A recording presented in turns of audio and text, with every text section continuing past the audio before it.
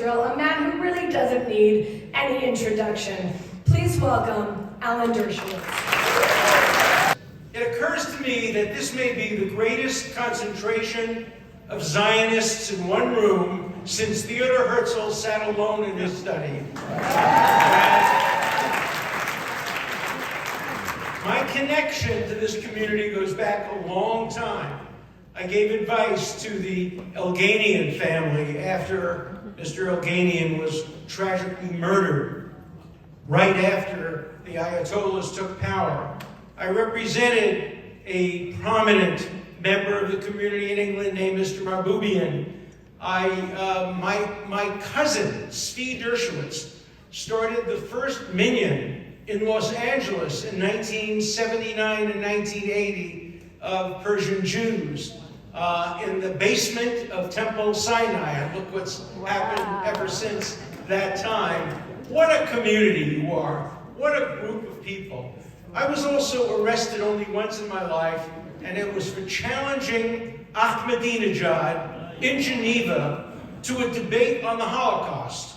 And his response was, "I will debate you at Harvard." And I said, no. You're going to debate me in Auschwitz, where the evidence is. And he walked out, and I was arrested by the Swiss police. Another point I want to make about your community, I think of your community all the time when I hear these crocodile tears about the poor displaced Palestinians from 1948, a time before many of you were born. And I think of the comparison between your community. You were displaced, you were exiled, not from lands that you were in 20 or 30 years ago, but from lands that you were in 2,000 years ago. You were displaced. Nobody put you in refugee camps. You built some of the greatest communities in America today, in Los Angeles, in Great Neck, in Israel. It's a remarkable story that every Palestinian should know about. So maybe they would leave their refugee camps and start to make a damn living. And work instead of being terrorized. There's a great prayer that we all say several times a week. Hashem oz li'amo yitain. The Lord will give the Jewish people oz, strength. Hashem yivarech et amo b'shalom. God will give the Jewish people peace. But the meaning of that prayer, and it only became clear after the Holocaust, is that the Jews will never have peace without strength. That strength is the key to peace. There's a famous exchange between Martin Buber and Mahatma Gandhi. And during the beginning of the Shoah, Buber wrote to Gandhi, who he admired for his pacifism, and said, "It's time for you to speak out against Nazi Germany and in favor of the Jewish people." And Gandhi said, no. He said, "You will prevail by your morality. You can lie down in front of the Nazi tanks and they will stop running you over." And Buber basically said, he didn't use these language, "You imbecile, don't you understand the difference between the British and the Nazis? The British did stop when you threw your bodies in front of their tanks. The Nazis just ran them over."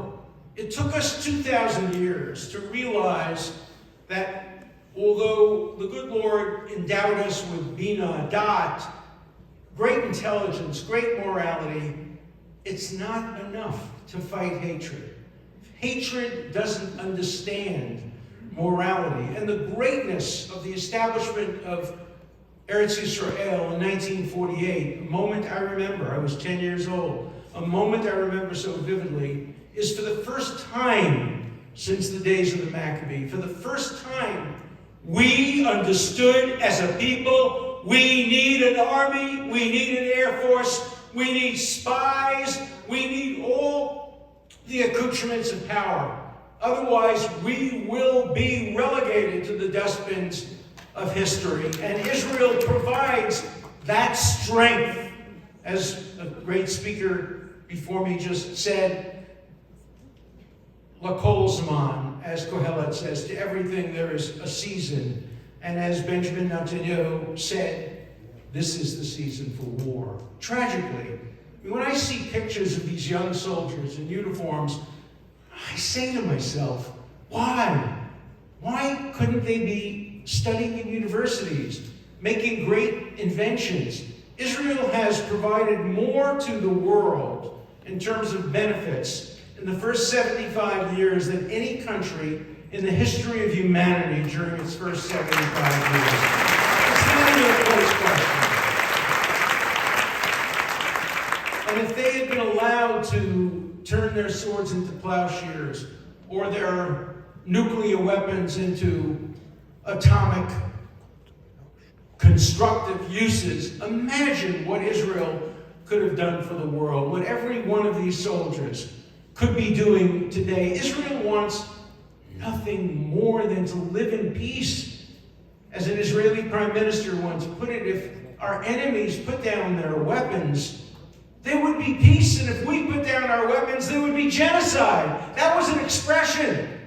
Tragically, it got proved on October 7th. I was not surprised at what happened on October 7th. I was surprised at what happened on October 6th, that Israel didn't have the intelligence to prevent it or the military capacity to get to the scene of crimes more quickly than the young man who came here and drove in his car. He got there before the military got there. I was surprised at that. I was not surprised at what happened once Hamas entered Israel, because it said it would. Every Israeli knew that if Hamas or any Arab enemies were ever to defeat Israel, whether it be in 1948 or in 1967 or in 1973, it wouldn't just be what happened to the Egyptian army in 1973, surrender and return. There would be genocide.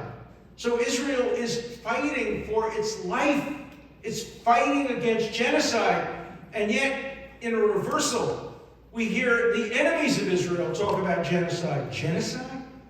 My God, Israel is fighting in self-defense. No country in the history of the world faced with threats comparable to those faced by Israel has ever had a better record of human rights, compliance with the rule of law, civil liberties, and concern for enemy civilians.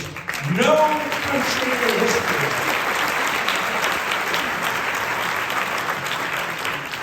And when the best is called the worst, you know there's something wrong with those who are making those accusations.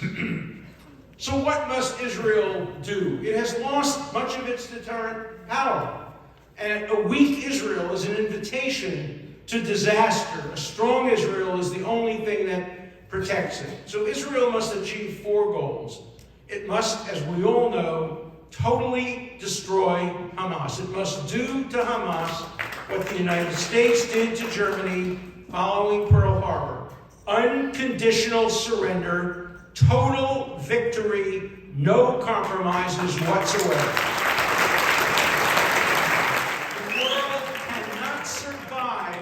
A nuclear Iran.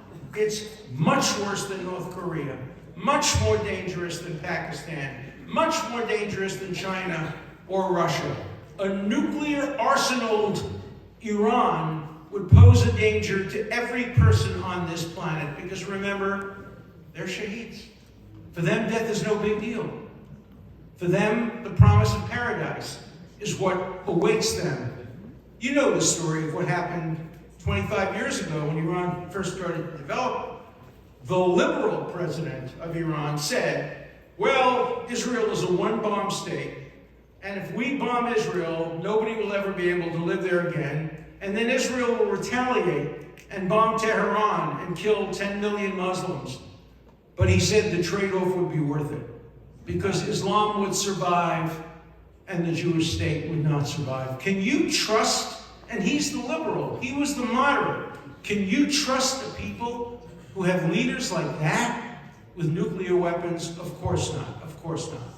The third thing Israel must do is regain the hostages. And that's going to be very, very, very difficult, because obviously these trade-offs will result in a few hostages. Every hostage is. He who saves a single person is as if they saved the world. We know that, as the spokesman said. It'll be very, very difficult. And it may not be accomplished in the near future. I suspect that the Hamas will hold on to any male of military age and will try to then trade them for 17,000 prisoners, murderers, mass murderers, and other horrible, horrible and dangerous people. We saw what happened when Gilad Shalit was exchanged. One killed, some of whom directed that action. So if I were the czar of the universe, as I wrote in a book in 1990, it's now 33 years ago, I would never negotiate with terrorists.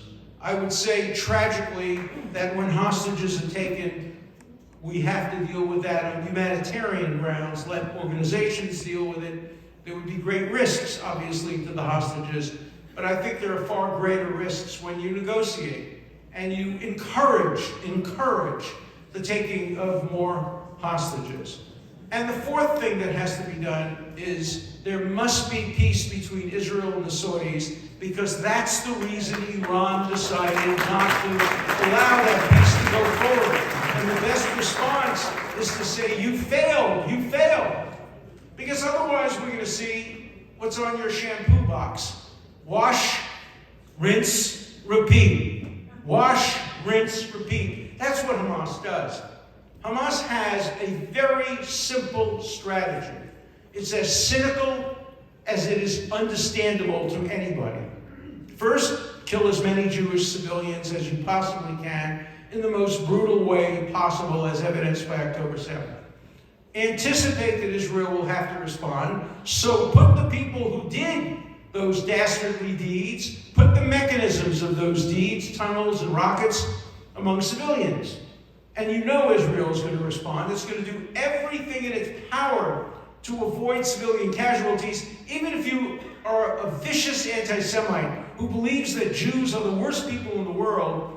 You couldn't come up with a single reason why Israel would ever want to kill a civilian. It doesn't serve their interests. It's absurd to think that Israel has ever in its history targeted a baby or a child or a civilian. Of course not. Hamas knows that, but Hamas puts the people there in order to induce Israel to kill as many as possible, and then they can parade the dead babies in front of CNN cameras, in front of the New York Times. I call it the dead baby strategy. They call it the CNN strategy. There's a new name for it now, as of yesterday. It's the New York Times strategy, because the New York Times had a story yesterday, a leading story, leading headline, saying more civilians are killed than in other wars. It was the worst instance of reportorial malpractice I've seen in my adult life. They start out by quoting Hamas saying, well, first they said 1,200, then they said 1,500 people were killed. And then they bury in the story the fact that even Hamas doesn't distinguish between combatants and non-combatants. And so if there were 1,500 people killed and 1,300 of them were combatants, we don't know how many there are, how many there aren't, there'd be only a very small number of civilian casualties, and Hamas doesn't tell us that. You infer it from two facts. Number one, they claim children are killed, but they don't tell you that children include 17-and-a-half-year-old suicide bombers, 17-and-a-half-year-old mass murderers, and then they tell us women are involved, as if women can't be terrorists. We know that there have been women suicide bombers. In fact, women are the preferred suicide bombers. You know what Hamas does. It's a terrible, terrible thing. They arrange to have women raped so that they become, quote, damaged goods. And then they go to the women and say, you have dishonored your family. You will be subject to honor killing. The only way to restore the honor of your family is blow yourself up. That was obtained over and over again in interrogations by the IDF after the suicide bombings.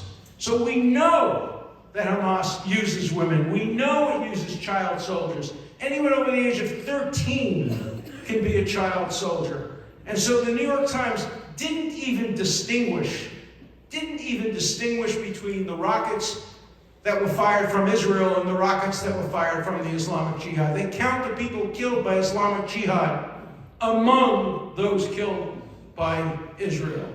And it got worse and worse and worse. We know that, for example, hundreds of Gazan civilians, I use that term advisedly, civilians, followed the Hamas terrorists into Israel on October 7th. And many of the rapes and murders were committed by them. Don't believe me, believe Hamas. Hamas announced that on October 8th. It said, don't blame us for these rapes and these beheadings and these burnings of babies. Those were just done by ordinary Gazans who on their own came in and did the killing. So don't tell me about every civilian in Gaza being innocent. There's a continuum of innocence and guilt. There's a continuum of civilianality and combat.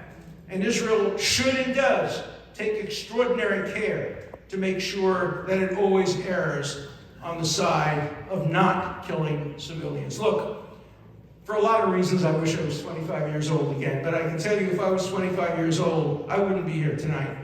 I would be in Israel volunteering to fight for the IDF. Now, I'm not 25, I'm 85. So all I can do is write books. I started to write this book. I have to admit, if there were rabbis here, I started to write it on Shabbos, on October 7th. And I finished it 4 weeks later, and it's now out. I wrote 20 op-eds during the time between the 7th and today. And I'm trying to help as many people as I can with lawsuits. I so admire what the legal groups are doing. And I suggest a motto to you: hurt a Jew, we sue you. And we cannot count on the government to go after everybody, because the government has pressure. But a good lawyer can file a complaint against anyone who has hurt a plaintiff. And we have to take away the cars, the cell phones, every nickel from every Jew hater who hurts a Jew. No sympathy.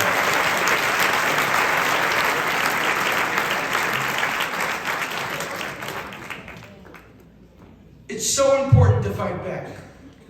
We have to fight back against universities. I want to help in the complaint against Hofstra University. I want to testify against my own university, Harvard, in the current investigation that's being conducted by the